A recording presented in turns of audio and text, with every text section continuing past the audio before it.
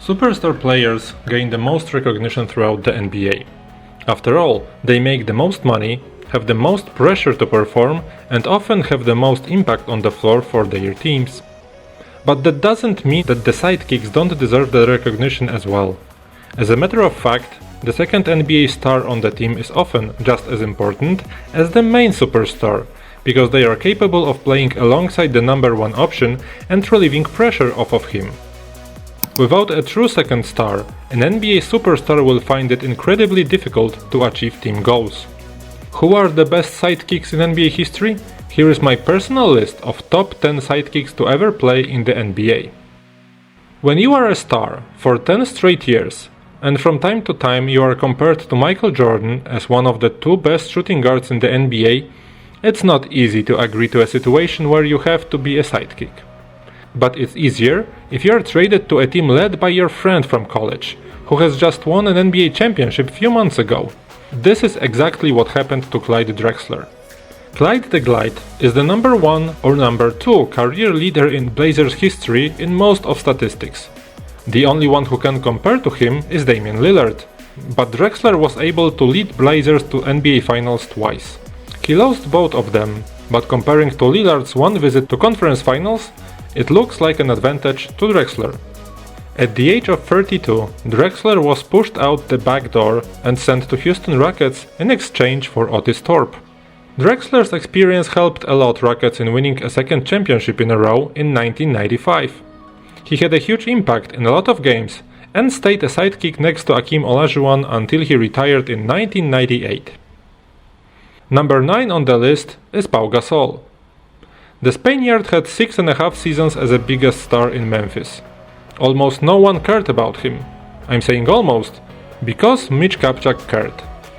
Lakers GM found a way to trade for Pau, giving away 3 players, rights to Marc Gasol and 2 future first-round picks. Not a bad package. But back then, Marc Gasol was not yet in the NBA, so everyone thought this was a very one-sided deal. Gasol quickly emerged as a great addition to Kobe Bryant and helped Lakers get back to glory. He needed only 27 regular season games and 3 playoff rounds to help Lakers come back to NBA Finals. He was criticized for his performance there, as Kevin Garnett crushed him. Everyone said that Gasol was soft, so he worked on that. Next 2 years, Lakers were champions again, and Gasol was an ideal sidekick for Kobe. In 2010 finals, he was not soft against Celtics and helped the team win their rings. This was the peak of his career. He played 9 more years in the NBA, but those first 3 years in Lakers uniform were the most important ones. Number 8 belongs to John Stockton, the player with the record that possibly cannot be beaten anytime soon. Stockton gave out a total of 17,645 assists if we combine regular season and playoffs. He was the great sidekick to Karl Malone, one of the best power forwards in history. The only problem for Stock is that he doesn't have a championship ring. In 1997 and 1998, he helped Utah Jazz go to NBA Finals, but they lost twice to Chicago Bulls. He even made a game-winning shot in 1997 Conference Finals. Right now, if you think about Utah Jazz, you always see a duo Stockton-Malone. Without John, Karl would not be as a great power forward as he is. Stockton is simply a pure definition of a sidekick. Number 7 goes over 50 years back in the past, to Oscar Robertson. He was the most all-around player of his times. He was a prototype for Russell Westbrook, James Harden or Luka Doncic. He was the first player to average triple-double for a season. In 6 of his first 7 seasons, he averaged over 30 points a night. But as he got older, he wasn't able to dominate the same way. But he could become a sidekick to a young Kareem Abdul-Jabbar. In 4 years spent together, he averaged only 16 points and 7 assists per game. But he finally got a championship. In 1971 finals, he averaged 23 points and 9.5 assists per game, without which Bucks might have much more problems with Baltimore Bullets. The 4 years spent together with Jabbar are also the best scoring-wise in Cap's career. During that span, Jabbar scored 30.9 points per game, the average he never achieved again after Robertson retired. Number 6 on the list belongs to Kevin McHale. The Boston Celtics of the 1980s were defined by the trio of Larry Bird, Kevin McHale and Robert Parrish. Bird, of course, was the unquestioned leader and best player on the team. McHale and Parrish battled for the second spot, and in this comparison, McHale was clearly a better player and Bird's most reliable second option. From the moment McHale stepped into the league in 1980, he was a dominant low-post bowler who punished teams on the block. There were multiple centers in the 1990s when they dominated the league who said they could only learn McHale's moves. He never complained about settling into a secondary role on the bench. Nor did he voice his displeasure when he played around 25 minutes a game. He simply went out there, did his job, and results showed it. He has 3 championships, 7 All-Star games, and 2 Sixth Man of the Year awards. Number 5 is DWade Wade. After losing to Dallas Mavericks in 2011 finals, Wade publicly admitted that LeBron James was the better player. From there, Wade fell into his role as a number 2 man. He was no longer a player capable of dropping 30 a night. Instead, he went on to average 20.7 points per game in their final 3 seasons together. The end result was a positive one, as Wade and James led the Heat to back-to-back titles. This was a difference comparing to 2011 finals, where James was hesitant to play and was often standing on the wing waiting for the ball. Putting DWade as a sidekick was the best decision Miami Heat did. 2 championships can confirm that. And of course, it didn't change DWade's status in Miami. He is the greatest Heat player of all time, and no one is even close. But he knew when he had to step down and start being a sidekick. That's really worth mentioning. Number 4. Stephen Curry was the most important player in the 3 years spent with Kevin Durant, but during the finals was just a sidekick. And if you can have a player that was unanimous MVP, who is the best shooter ever to play the game, as your sidekick, you have such a big luxury that no one can compare to that.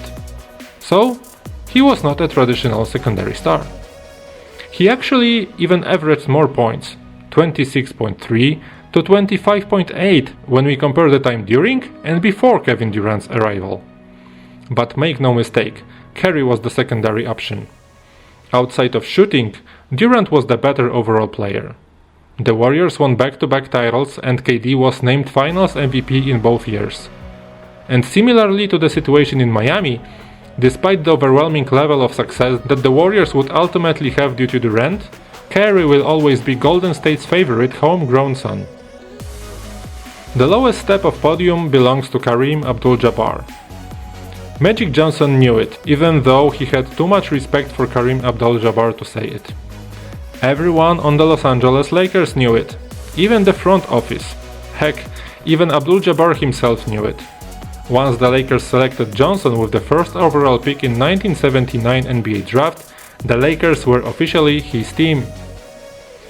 Johnson may have been a rookie, but he was selected to the All-Star team in his first year.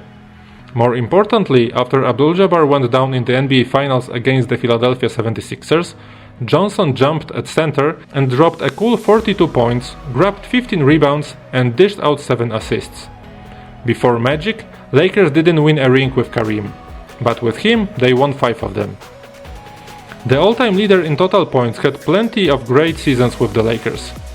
From 1980 to 1986, Abdul-Jabbar averaged 23.7 points per game and 8.3 rebounds a night.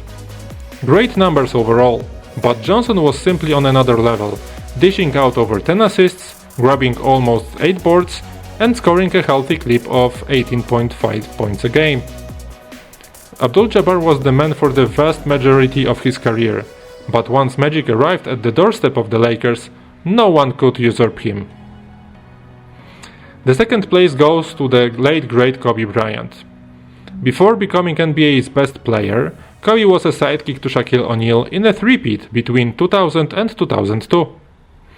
For 8 seasons, Bryant brought the ball down the court, and before he looked for his own shot, he fed the ball to Shaq in the post.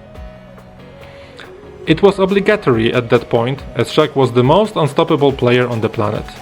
Simply put, not giving him the ball early and often would have been considered a travesty. Still, while Bryant was the team's second star, he wasn't your typical second option.